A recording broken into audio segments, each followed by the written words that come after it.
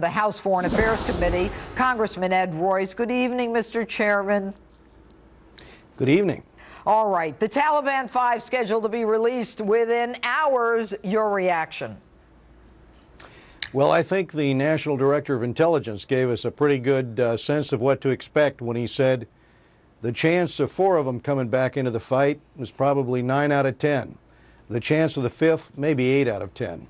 So here you have 5 of the most dangerous, released, I believe, because the administration wants to clear out Guantanamo Bay. I think this was an excuse to get rid of people that otherwise they would not have justification for releasing.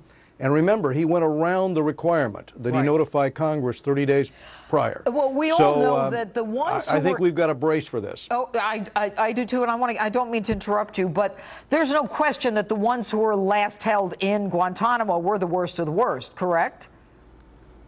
Well, correct. One of them's a deputy director of intelligence for the Taliban. Another is a commander. A third is a regional governor. A fourth was a deputy defense minister. The fifth had ties directly to Al-Qaeda, as did several of the others. And so you have people who, between them, are responsible for thousands of civilian deaths up in Afghanistan. And they now, as of tonight, will presumably be free to travel. And of course, free to return to the battlefield. No one's monitoring them. I mean, nobody has any hold on them whatsoever. And what makes this administration think that the years that they've spent in Guantanamo have rehabilitated them? Well, of course, the situation is such that in past conflicts, we have held enemy combatants who owe their allegiance to those who want to destroy us. We have held them in captivity until the end of the war. In this case, Al-Qaeda has not been defeated, and neither has the Taliban. They're making war right now against U.S. service members and our allies. And so this was a very dangerous thing for the administration to do. All right. Now, the administration, according to reports, you heard the sound of General McChrystal, believed that he was a deserter. My understanding is that initially on a website he was indicated, the Pentagon indicated he was a deserter. Why would the president trade this man for 5 of the worst? I mean, it's bad enough we're releasing the 5 of the worst in Taliban, but why for Bergdahl? Why not for Steve Sotloff or James Foley, innocent journalist? Why for this man? Well, I think this was a convenient excuse, something that temporarily worked for the administration in terms of clearing these 5 out. But this is not the only example.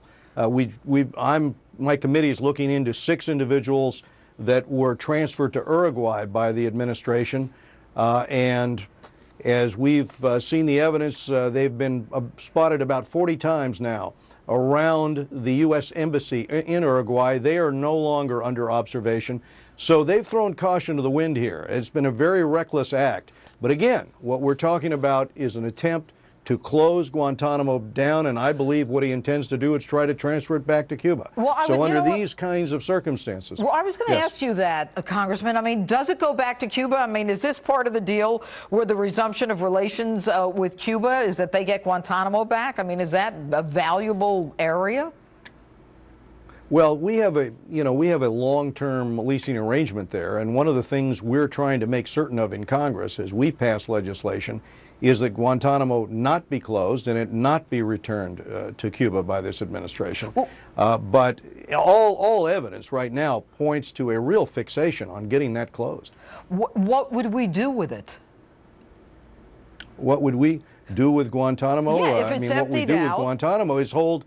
But the point is, what we use it for is to hold those who are taken into custody overseas trying to kill Americans or kill our forces overseas.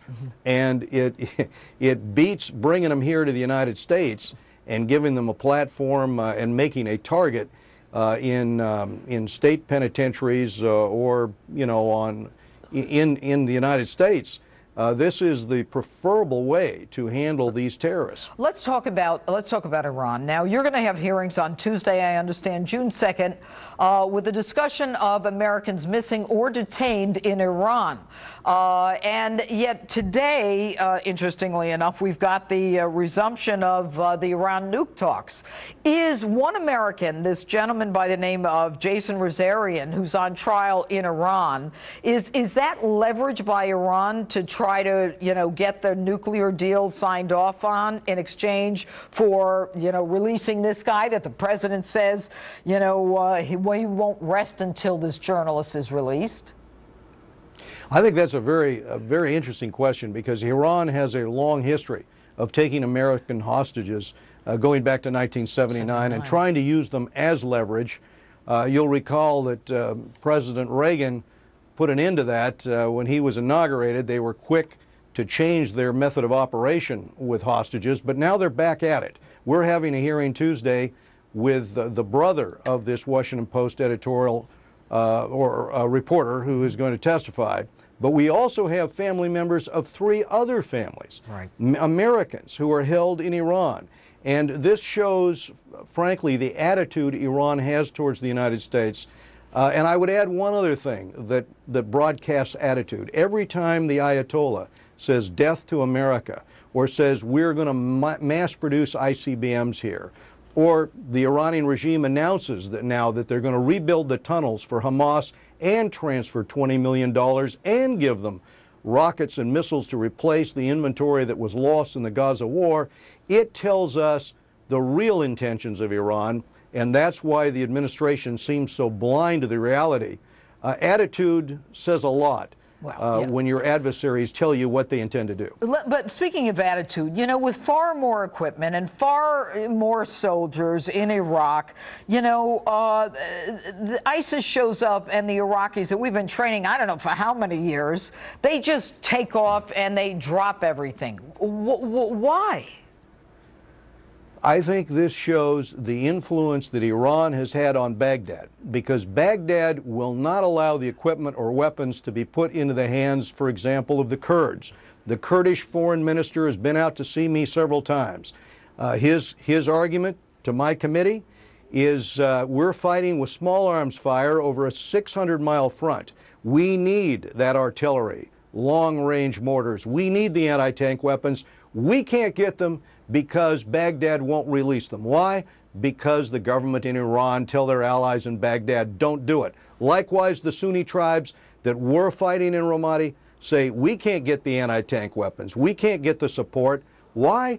Because these decisions are made by Baghdad, and those generals who ordered the retreat, they're political appointees, basically, who did not stay and fight. So I would suggest that if we have those who want to do the fighting in the Kurdish ranks and, among the tribes, allow them. But don't run through Baghdad as long as it's going to kowtow to the Iranian government. Right. Chairman Royce, thank you so much for being with us this evening. Thank you. All right, and coming up, more in the Taliban 5 with Ambassador John Bolton.